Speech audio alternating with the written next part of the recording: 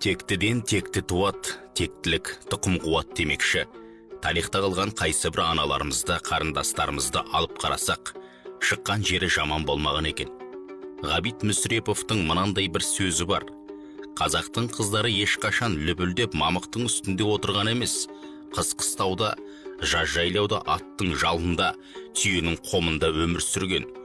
Қос көйлек етегін киіп, бұралаңдап жүрген шығар, бірақ жау шапқанда шашын бөрігінің астына жасырып, тері шалбар киіп, қару ұстап жауға шапқан. Отан қорғау, ол да иманнан. Қанша жыл жоңғарлармен кескілескен шайқаста талай ана қарындастарымыз жауынгерлік жолға түсті. Шамамен 1700 жылдары Тараз, Шымкентті азат ету барысында Сайрам маңында кескілескен ұрыста Сыйқым Рысбек батыр жауына есесін жібермей, қылышын оңды солды сермеп, шөпші орып жатқан қайсар жігітті көріп риза болады. Шайқас біткен соң, Рысбек батыр әлгі жігітті шақыртады.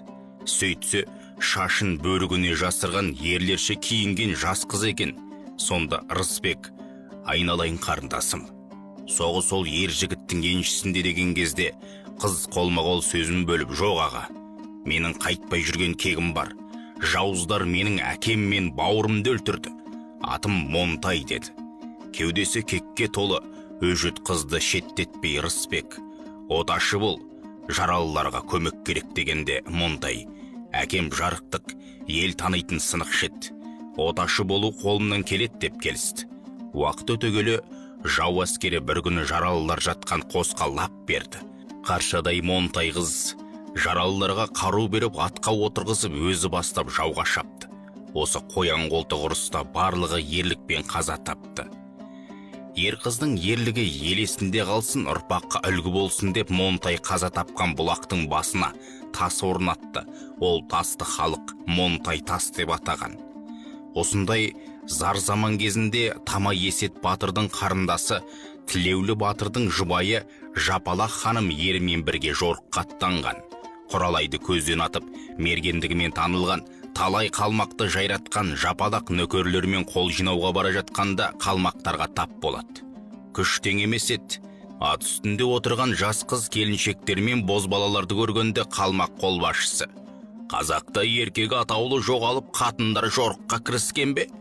Қатын бастаған көш оңбас дегендей, кел қойныма, күш сынасып көрейік, деп қарқ-қарқ күліп мазақ етеді. Сонда Жапалақ: жаугершілік заманда қолбасшы мен жауынгер ғана болады. Дәмесінің зорай мынаның, құлқының тоймаса, мен ақ тойдырайын деп, оқты жебесін қолбасшысының кеңірдегінен қадайды. Су-су етіп шыққан жебелер жау әскерінің есін жидырмайды. Осы мезетті пайдаланған Жапалақ қылышымен жауға тап беріп, екесе көп жауды жер жастандырған екен. Аз болды ма, атқа қонған аруларын, жауына кезеп баққан қаруларын, отан деп жүректерін дауыл басқан, естісем жаным жылар сұлуларым дегендей, отан қорғап тек тұрпақ жауынгер тәрбиелеген аналарымыздың жүгі қандай ауыр ағайын. Аналарымызды құрметтейік, өсіп келе жатқан ұрпаққа үйретейік ағайын. Жинақтаған Бауыржан Сатыбалдыұлы, оқыған Қуат Ахметжанов.